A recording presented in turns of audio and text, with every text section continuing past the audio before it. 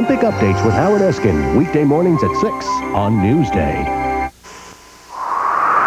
This is KYW-TV, Philadelphia.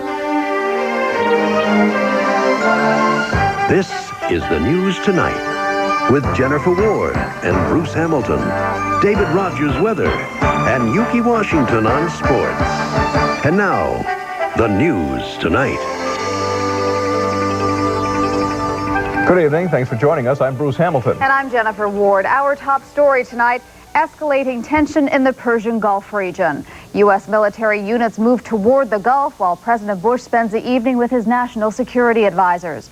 As KYW-3's Joyce Evans reports, this sudden activity comes despite the fact Iraq apparently backed down from the most recent confrontation. Saddam Hussein gloating over how he once again defied the United Nations, this time by locking inspectors outside the Agriculture Ministry building long enough, according to UN officials, to get rid of whatever weapons-related material that may have been inside. We are quite pessimistic now about making any major catch at that facility. For this and other violations of the UN ceasefire resolution, President Bush has ordered 3 aircraft carriers to the Persian Gulf and a battery of Patriot defense missiles to Kuwait. He's going to do it. He may not know it, but he is going to live up to those resolutions. But the question most people are asking tonight is, what does it all mean? Is this latest move of troops and weapons to the Persian Gulf really part of a plan to stop Hussein, or is it just political posturing on the part of President Bush, who's fallen way behind in the polls? We don't know what's going on. Dr. Daniel Pipes of the Foreign Policy Research Institute. I'm worried. Worried, he says, because the wrong move could cost more lives and money. And Pipes says it could even cost President Bush his job. What makes it even riskier for the president is that the Democrats have finally woken up to the fact that they should be strong on military issues, and then they can't lose. I have no quarrel with what they've done in this moment. I think that we had to put the pressure on him. We had to be firm with it. So again, we wait and watch. Joyce Evans, The News Tonight. With at least the possibility of new U.S. military involvement in the Persian Gulf, we talked with some people in Center City, Philadelphia tonight about their feelings of renewed action against Iraq.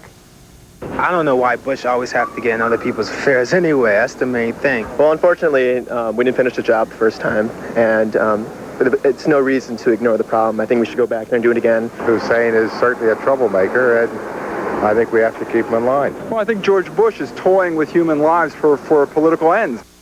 Let me add this here. Some U.S. officials say they doubt the crisis will reach a climax anytime soon. In local news, an explosion in Delaware slightly injures one person. It happened at the DuPont plant called Holly Run in Newport. That's just south of Wilmington. Police say the blast occurred while a chemical mixing process was going on at one of the plants, which makes chromium dioxide. One end of the building was blown out by the explosion. Burglary has been a problem at the Mann Music Center. This past weekend, 16 cars were broken into. Fairmount Park officials say enough is enough. So for tonight's performance at the Mann, they took extra precautions. KYW-3's Barbara Monaco went to check them out.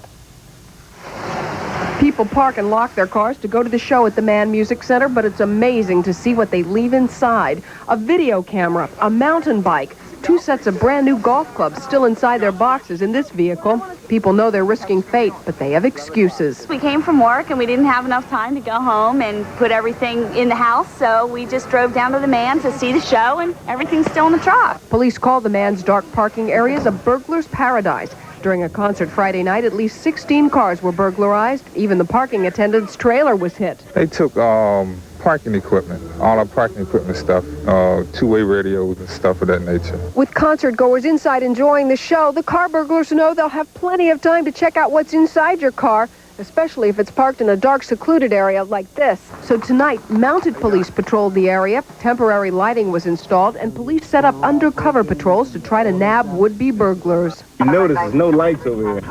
If that light wasn't over here, that'd be pitch black over there. Officers Winton Singletary and Brian Monahan point out the problem areas, but they know the extra enforcement effort can't go on forever. People like Tim and Grania LaPrade have the right idea. They know what it takes to protect their car. We decided to bring